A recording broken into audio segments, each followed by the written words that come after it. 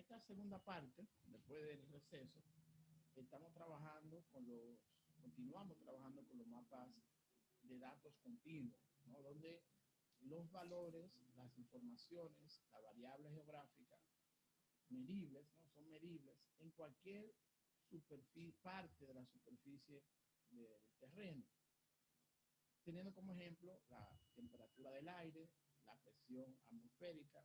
Entonces se crean áreas o superficies en el cual se representan por isolíneas o, y otros métodos, se representan entonces esas áreas con esos valores continuos, en el cual puede variar tanto el color como el tema de las líneas.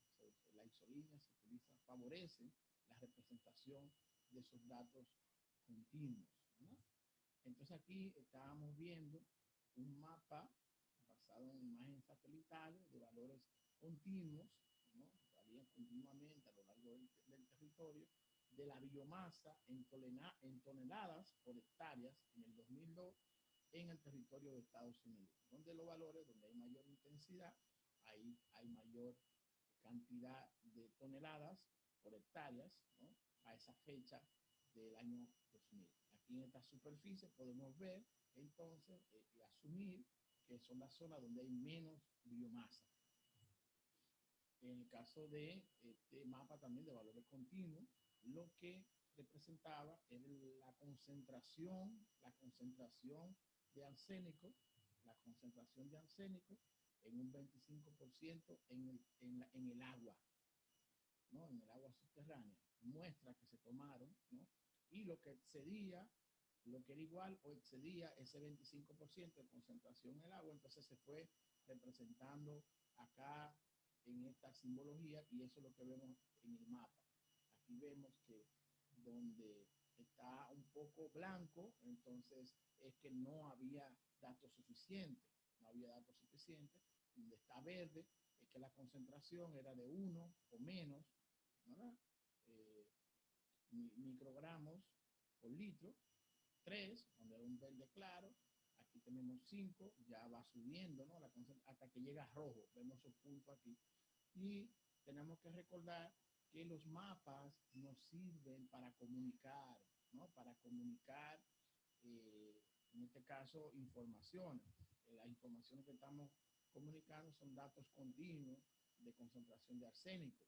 Entonces ya estos lugares, ya si nosotros vamos a tomar agua, tomamos cierta medida para tomar decisiones. Queremos comunicar datos para que el usuario tome decisiones informadas. Aquí seguimos con ejemplos de datos continuos que se representan en mapas. Tenemos un heat map, mapa de calor, ¿no? Heat map, mapa de calor del crimen en Oakland, California, en el año 2012. Se utilizó una función de densidad de kernel, para representar, por los crímenes aparecen de manera puntual, suceden en lugares puntuales de la superficie. Entonces, aquí esa función de kernel lo que hace es que generaliza, interpola, genera una superficie continua a partir de esos valores, en este caso, valores puntuales, en este caso, la ocurrencia de crímenes en esa ciudad de Oakland, California. Entonces, a partir de datos puntuales, utilizando esta función de kernel, se crea ese mapa de superficie, de manera tal que usted puede influir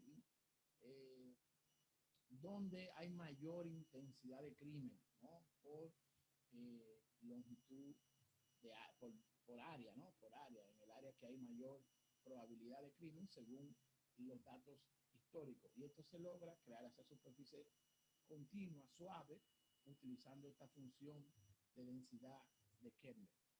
Entonces, los niveles de datos o niveles de medida de los datos. Aquí vemos Steven, que le decía, teníamos esos 4 niveles, ¿no? Los datos ordinales, los datos los de intervalos y los de radio, ¿no? Entonces, este señor, Steven, introdujo en 1946 la teoría de los niveles de medida, muy usada en el área de la estadística, ¿no? En el área de la estadística, los niveles de medida. Aquí tienen su artículo, ¿no? De 1946 sobre la teoría de la escala de medida. Aquí tenemos que los datos cuantitativos, ¿no? Los datos cuantitativos tienen niveles de medida, de medición. Estos niveles, como les mencionaba anteriormente, nominales, ordinales, de intervalo y de radio o relación, ¿no? 4 niveles. Cuando hablamos de datos nominales, entonces, ¿no? Entonces estamos hablando de un nombre o de una clase única, ¿no? Era único, cada elemento era único. Por ejemplo, el área de una manzana, esa área es un valor numérico, 1. 10.000 metros cuadrados, es el área, por ejemplo, de una manzana. Entonces ya usted tiene un valor único para esa manzana. Ahora bien, cuando los datos eran ordinales, entonces estamos hablando de un rango único, ¿no? Un rango de valores único. La población en una superficie, bueno, va de 20 a 30 personas por kilómetro cuadrado. Ya eso hay un rango de valores únicos. Cuando hablamos de intervalo, entonces tenemos valores que ese intervalo se varía a una escala arbitraria. Por ejemplo, la escala de Fahrenheit para temperaturas. El radio, cuando hablamos de este nivel de medición de radio, entonces se tiene un valor con una escala con un cero absoluto, por ejemplo, la escala de grado Kelvin, ¿no? Diferentes operaciones matemáticas sobre las variables son posibles dependiendo del nivel al cual la variable es medida. Por ejemplo, en temas forestales, más la agricultura, hay así, ¿no? En estadística, los tipos de estadística descriptiva y los test, ¿no? Las pruebas de significancia que son apropiadas en estadística, dependen del nivel de medida de la variable en cuestión. Bien. Aquí tenemos mapas nominales, los tipos de mapas nominales. Aquí podemos ver en este mapa,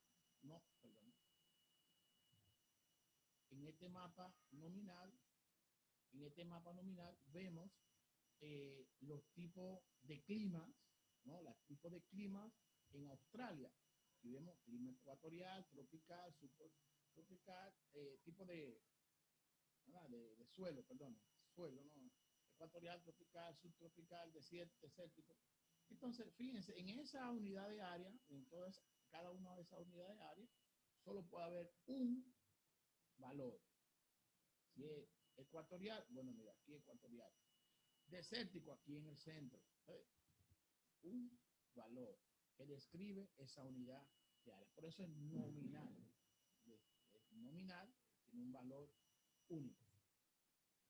Aquí un ejemplo de un mapa nominal, pero para representar fenómenos de puntos. Por ejemplo, el retraso en los aeropuertos. Aquí vemos entonces que cada aeropuerto se representó utilizando un punto, ¿no? Un punto. Y como la figura, el símbolo es el mismo, entonces se utilizó el color del símbolo para decir cuál era la condición del aeropuerto en cuanto a las tardanzas. Si estaba un pequeño retraso de 15 minutos, si era de 15 a 45 minutos, de 16 a 45, y así vemos que se varió el color, ¿no? Como variable visual para representar las tardanzas, los retrasos en el aeropuerto para mapas nominales de fenómenos puntuales, como el caso de los retrasos en los aeropuertos. Aquí tenemos un fenómeno lineal, ¿no? Como las carreteras interestatales y las carreteras principales en los Estados Unidos.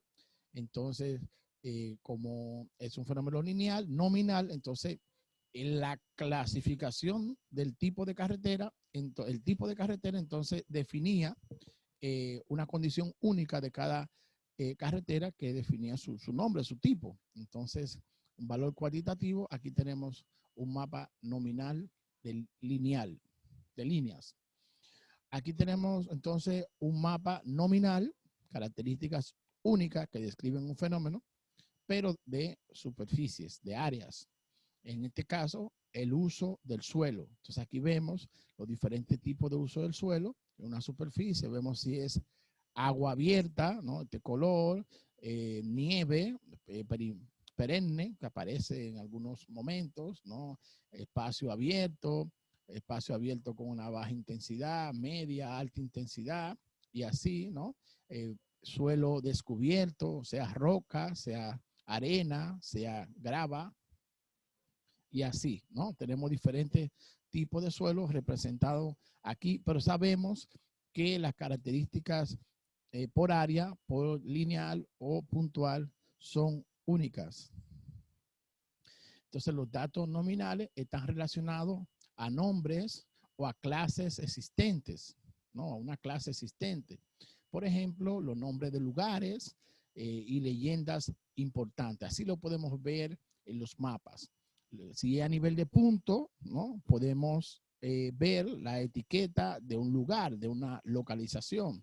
Si es línea, ¿no? Entonces vamos a ver las redes que se muestran con sus símbolos. Si es área, vamos a ver las clases que se muestran con un color y con un patrón.